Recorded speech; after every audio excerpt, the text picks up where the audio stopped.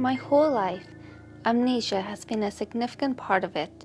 Attempting to understand the brisk disorientation and confusion I suffer upon daylight is nigh impossible.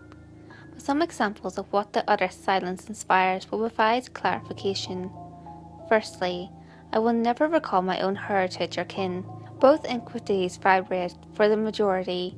To me, however, each fading increment, strung by a thin thread, is the only grasp I have to a passing moment.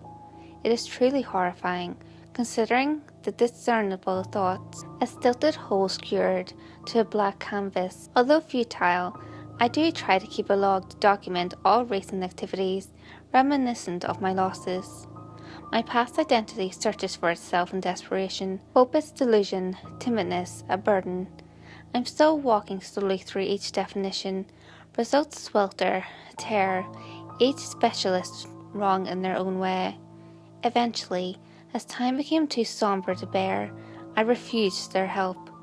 Medicine, advice, the means from which the ends realize, justified my hopeless conception of that practice and futility. Triumphs left, a negative attitude scorched my mind, but a light stood firm in the darkness. Writing, my only constant natural talent that overcame death, was all I had, turning a new corner at each improvement I made. At night, the witching hour, an all-consuming nightmare begins, incoherent and unbound. As part of the pestilence, the imagined narrative as akin to a mist, but seeping details display consistent themes. A woman, a spider, a web. I can perceive the connection that threads within the clear cracks. A woman dressed in red, her beauty striking me. A spider, deep black, piercing my skin to inject a volatile substance. A web, finely woven with unmatched skill, mapped together with a known verity. While the interests of coincidence baffle me, a fear of overworldly patterns combines with observation to string together reality with the imagined.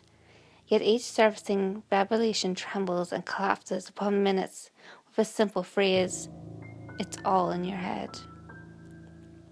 Yet, amnesia persisting, I see them, the same process continuing in a cycle. If a woman in red passes me, I stop once my glimpse ends, my mind unlatching in horror, rationalization then taking hold, and I ignore any further obscurities choosing to appear. Soon enough, relaxation surges in troves to ignite my sleep process. A window crystallizes the nightmare, and an essence of confusion is all that's left. The ashes in my conscience are swept away by the hour. The engine is switched off, and the arrival of false assurance pours out once the evening clocks in. The past says, however, parting to impossibility and uncertainty, hazy, formless upon recollection.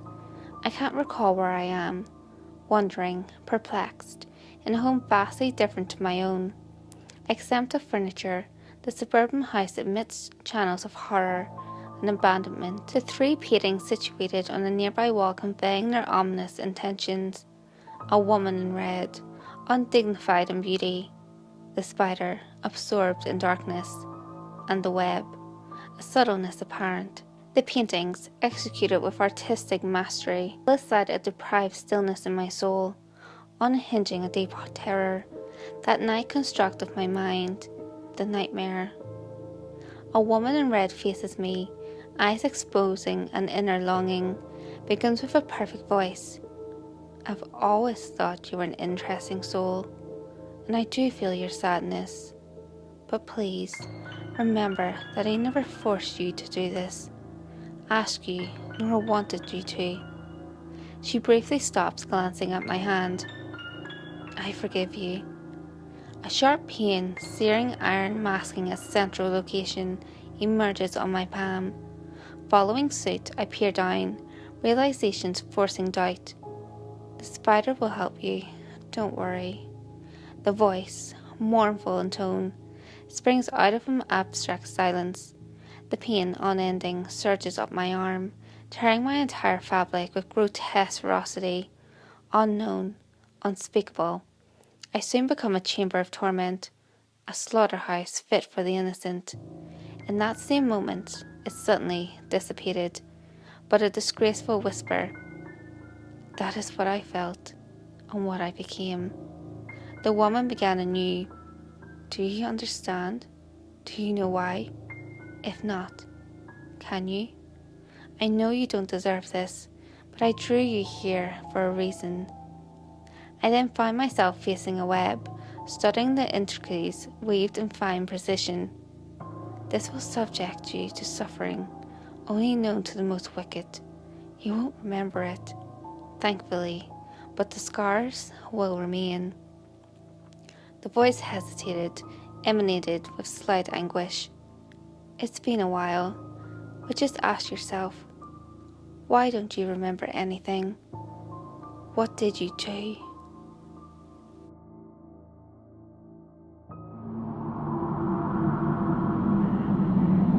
Hey guys, if you enjoyed this video, give it a thumbs up and share it with your friends. You can also leave a comment below. All feedback, good or otherwise, is always appreciated. If you have any creepy stories of your own, or have any topics that you would like me to cover, feel free to send them in via any of my social media. You can find all links to my social media in the description below. Until next time guys, make sure you lock your doors, stay safe, and I'll see you next video.